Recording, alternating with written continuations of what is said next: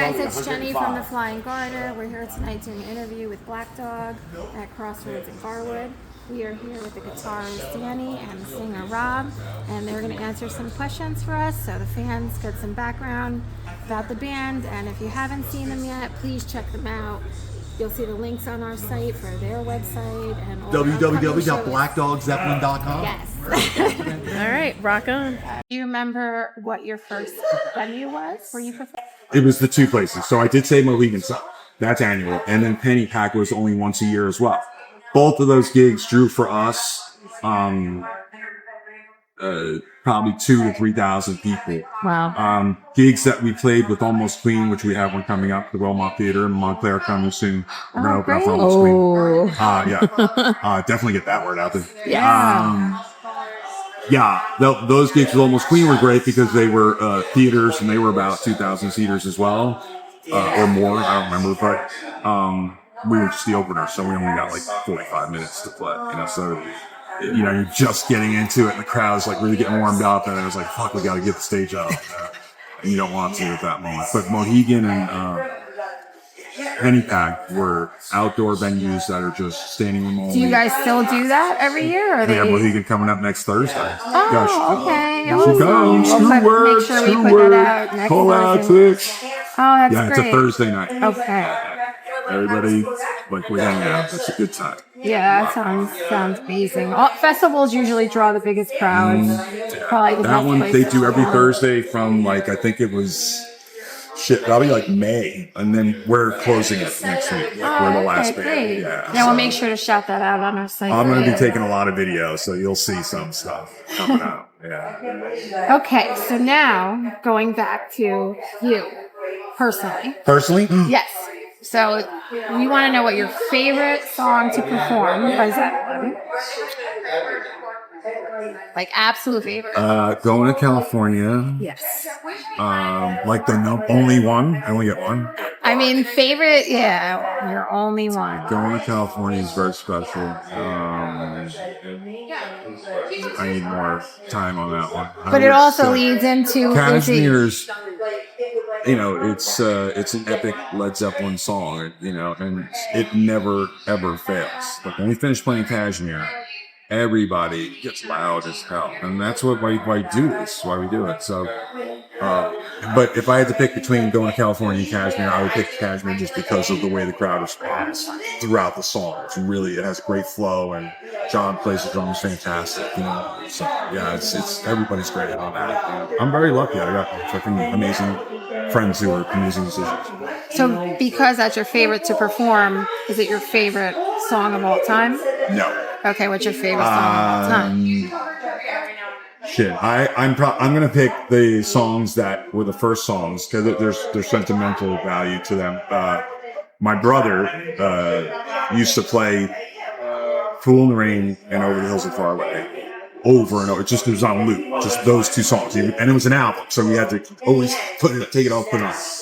But I heard those two songs, and I just remember being whatever I was, maybe 9 or something, 10, and I just said, what is this music? I was aware of music and good music at the time, but I heard that and I was like, man, this is like, how do you define it? Like, I didn't, like, Over the Hill starts with the acoustic and then gets heavy, the jam in the middle, and then Fool in the Rain, the middle part on that weird something, it was like a samba kind of, and I was just blown away. I didn't even understand it. I was like, this is the wildest thing because it defied definition. It was so amazing.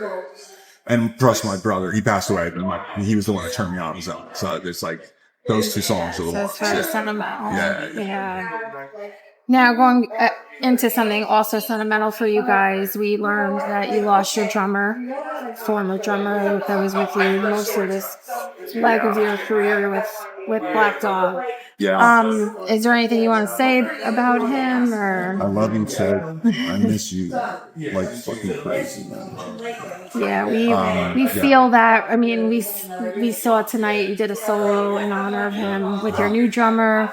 And I think it's important for the crowd to know that you guys just went through that. And yeah, I mean, I don't want to exploit it, in terms of that you know. It feels sometimes when I talk about it on stage, if I bring it up or whatever, first of all, it kind of takes you, like, our purpose is to take everybody's shit away. Like, for these 2 hours, just, it's all about music. Just lose the world and just go with us for the Zeppelin ride. When I bring him up or any other kind of losses or whatever, it's a bummer. And I don't want to do that to the crowd. At the same time, I think it's transparent enough that they understand that it's for real.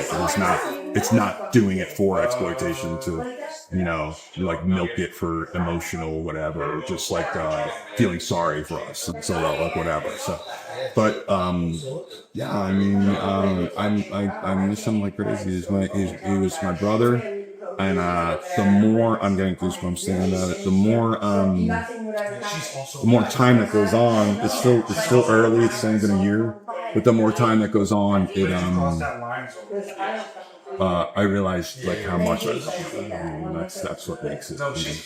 But I did hear a wonderful quote that was from a Marvel series, and it goes something to the effect of, what is grief if not love persevering?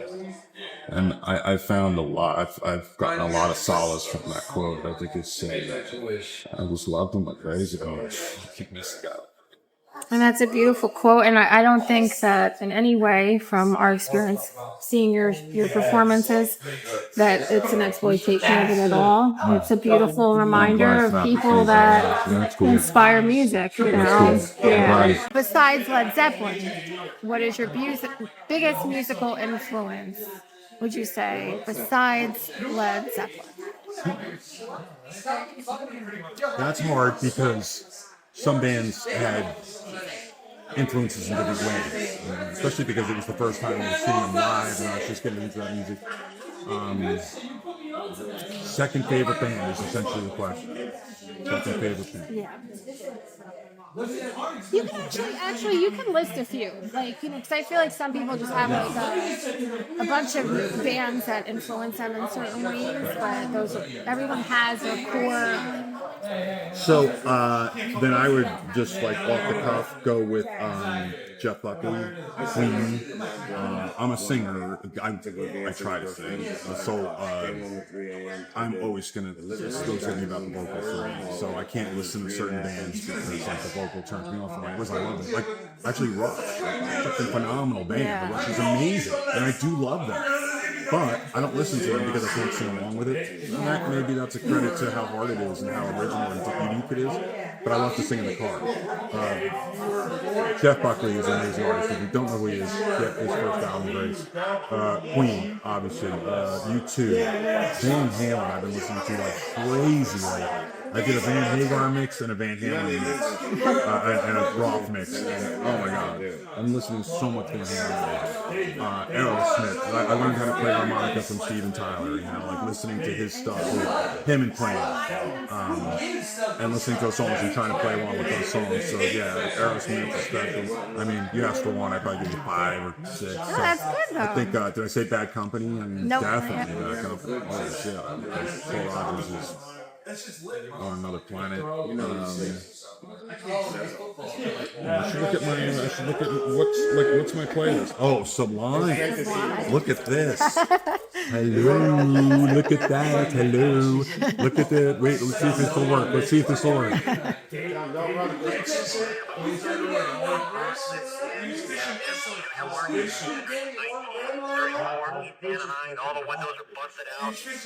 Danny, I love you.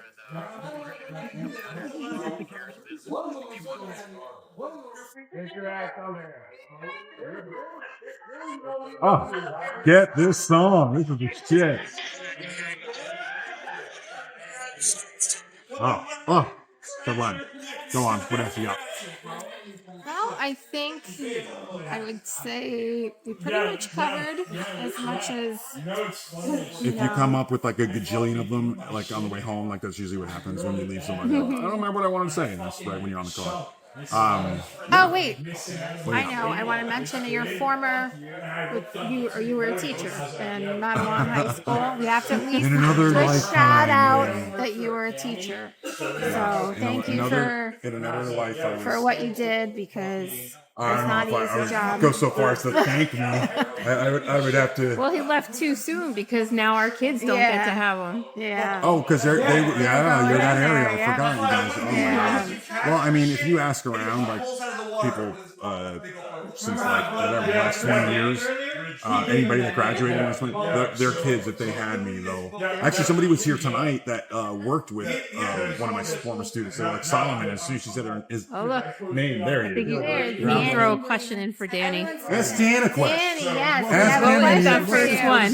So he doesn't know where your first performance was. You would know.